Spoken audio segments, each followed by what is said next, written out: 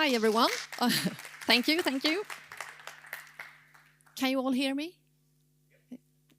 Good, very good. Very nice to see you, and I'm so glad to be here. This is a fantastic day and a fantastic project, so I'm really excited to be here today. I have gotten the opportunity to say welcome to you all, to explore and to take part in this day on cultural inclusion. My name is Anna Krevor, and I am the Pro Vice Chancellor at Borås University. And I think it's a true pleasure to welcome you to this beautiful place and to this very important day, and to exchange and inspire among important ideas. So MuseIT, the project, which is the base for this symposium, I think it's exactly what the world needs right now. It's people committed to research on inclusion, to creativity, to innovation, and to collaboration. Very much needed today. Work that not only improves lives, regardless of abilities, but also deepens our understanding of the world we are all sharing. And as a researcher in public administration, I think that this is the very heart of democracy and developing democracy, together with all of us taking part in inclusion and collective effort. And I think that is what we need. We need more inclusion, more work together, more knowledge and more efforts, not less. And at the University of Borås, we are very happy to be able to take part in this. When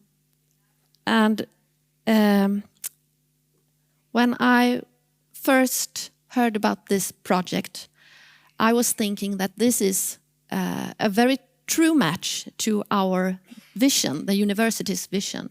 And the vision is, and I'm going to read, together, across boundaries, we take responsibility for the future.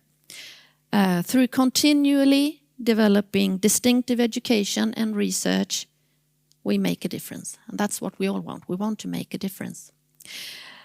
And when I heard about the project, I knew that this was something very special. And I'm so excited and glad to see how successful it has become. So I want to say congratulations to you, Nasreen, and all your colleagues. And I think that you are really you are all part of something great. So again, welcome, and thank you for sharing and collaborating together across and beyond boundaries. Thank you very much, Nasreen. Thank you. Thank you very much, Anna. So, to tell us a little bit about the MuseIT project, we have Albert Moreno.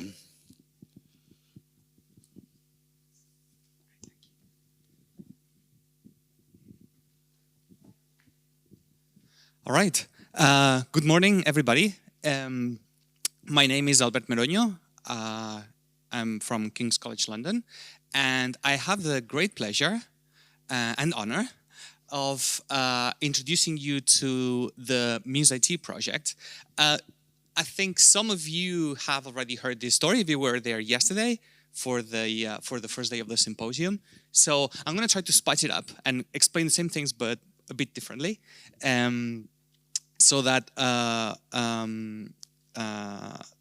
you find this a bit more entertaining. Okay, so MuseIT, the MuseIT consortium is made of 12 partners spread across 9 different countries. All right, so we have a set of academic partners in Sweden, Greece, the UK, and the US. So there's University of Borås, the Center for Research and Technology, HLSERT, Stanford University, and King's College London. Those are our academic partners. Then we have a number of technical partners in SMEs. That's Catalink, Access, Actronica, and X-System. We have two different sets of stakeholder partners. So SHMU is really devoted to art and disability here in Sweden, and then in Belgium and Italy we have the Microculture Association and the Ministry of Culture in Italy.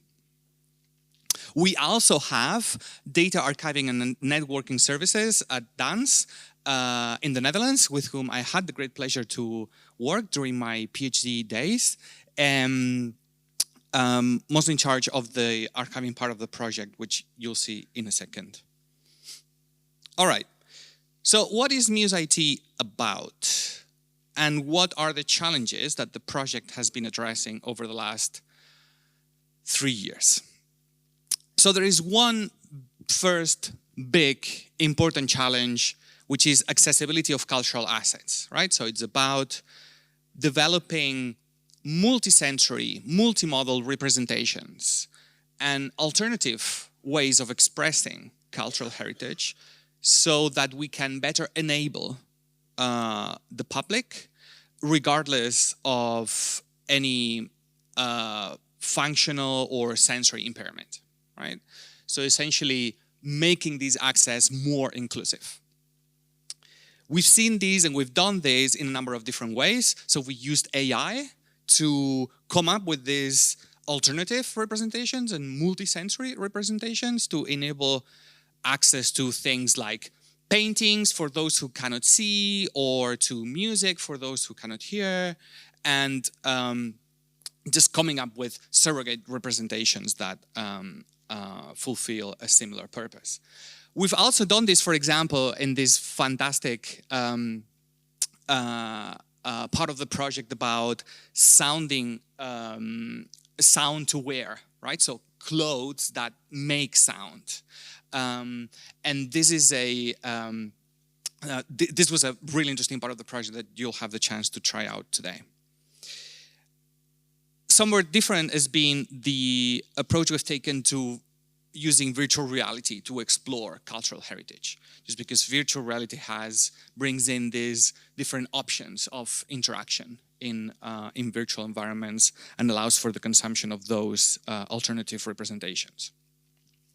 The second big challenge of the project is achieving this broader engagement in so-called co-creation processes, right? So how we can make sure that everybody takes part regardless of location or disability.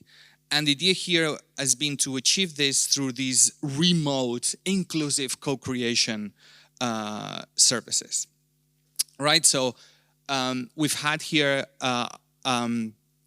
colleagues develop different approaches to, for example, leverage technology with very, very low transmission latency that transmits created music across the network around the globe almost instantly, right? Which is really important for musicians and for composers so that they can create effectively. And the third big challenge has been on methodologies for preservation and safeguarding of these sometimes digitally born cultural heritage, right? So how do we make sure that future generations can still have this broadened and inclusive access to cultural heritage? And we've achieved this in 4 different ways in a big digital archive. So this digital archive is accessible to all. It contains contents generated and co-created by all. It integrates so-called multi-layered contents, right? So it takes advantage of all these multimodal representations to show all of them at the same time and simultaneously and combining them. And fourth, it's been made using methodologies for preservation of this multisensory aspect. And here haptics have been a really important aspect, right? Just make sure that these artifacts are not only meant to be seen or heard, but also felt. All right, so yesterday we saw a number of different ways by which we have achieved these goals, right? So we formed an understanding of experience needs. We've had a number of different technological developments. I've spoke about AI, low latency music transmission, virtual museum representations, digital archives accessible and created by all.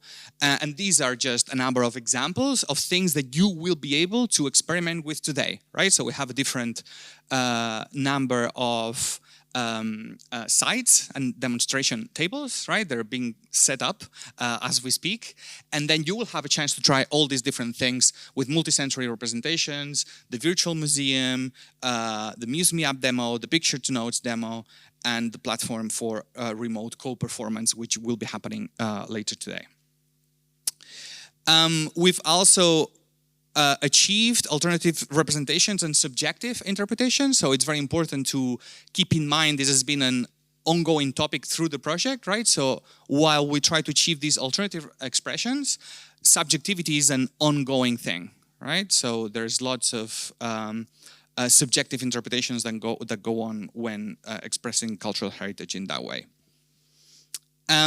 We've tried to facilitate communication, make everything accessible through the Haptiverse system mainly, and we have improved technical and legal infrastructures just to make sure that all of this is not just a long list of different technological developments and deliverables, right? But a rather integrated and comprehensive platform. Very good. And then, of course, bringing it all together through the MuseIT web user interface. All right, so as I said, you will have the chance to see all of these things during the day. And this has been the last 3 years of MuseIT in a nutshell. So thank you very much for your attention. So you'll have everything that you need to know about MuseIT on that URL. You can always contact us in that mailbox. And with that, I'll give it back to you, Ray. Thanks so much.